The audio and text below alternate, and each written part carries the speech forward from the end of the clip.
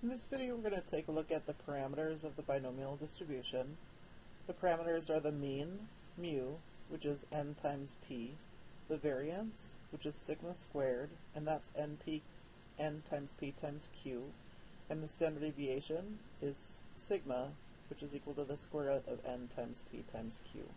Remember, p is the probability of a success, q is the probability of a failure, and q is also 1 minus p.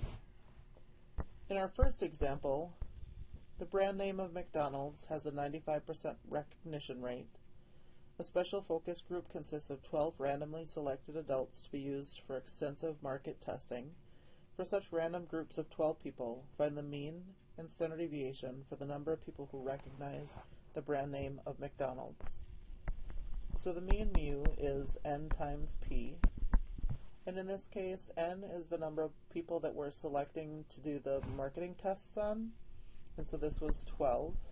And p is the probability of a success, and in this case, the probability of a success means will they recognize the brand name of McDonald's or not. And so that's 0.95, 95%. And if you compute this on your calculator, you get 11.4. And the units on this would be people.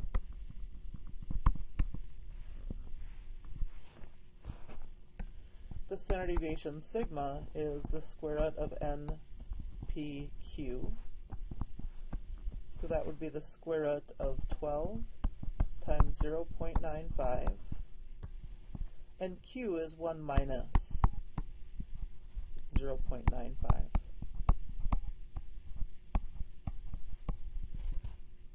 So that's the square root of 12 times 0.95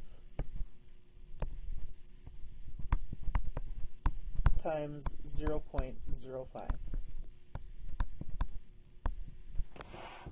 Computing this on your calculator, you should get 0.8 people.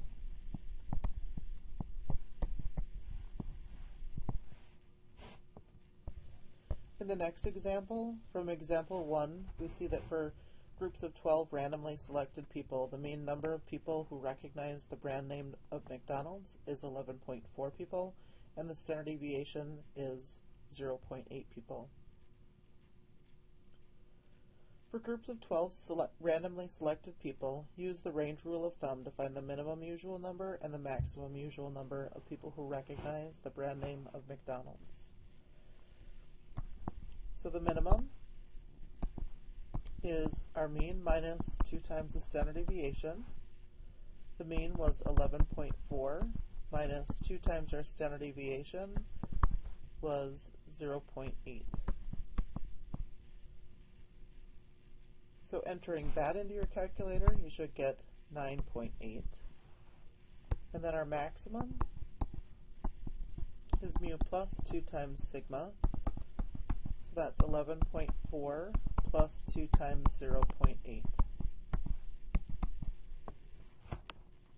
Entering that into your calculator should give you 13. In one particular randomly selected group of 12 people, is 12 an unusually high number of people who recognize the brand name of McDonald's? So the answer here is no, because 12 is between 9.8 and 13. So between 9.8 and 13 is our usual range, and 12 is within the usual range. In our next example, the XSort method of gender selection resulted in 879 girls out of 945 births. Assuming that boys and girls are equally likely, calculate the mean and standard deviation of the number of girls born in a group of 945 babies. We want to calculate the mean. That's n times p. N is our total number of births, so that would be 945, times the probability of a success, which would be the probability of a girl. And boys and girls are equally likely, so that's 0.5. And 945 times 0.5 is 472.5.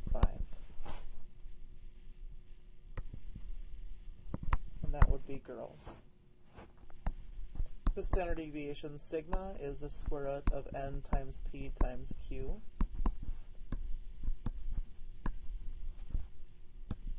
So that's the square root of 945 times 0.5 times 0.5.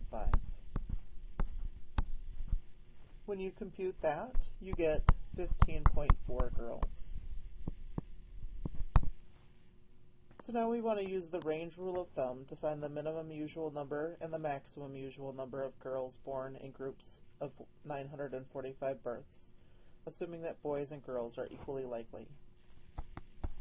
The minimum is the mean minus 2 sigma, so that would be 472.5 minus 2 times 15.4.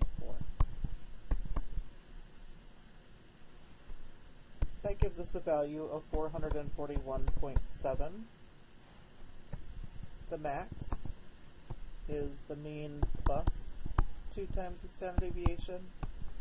That's 472.5 plus 2 times 15.4. And that gives us 503.3. So now, is 879 girls unusually high? Yes.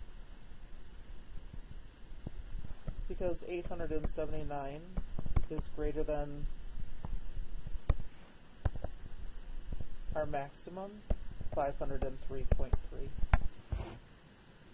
Okay, that's all for this video. I hope you're having a great day. Thanks.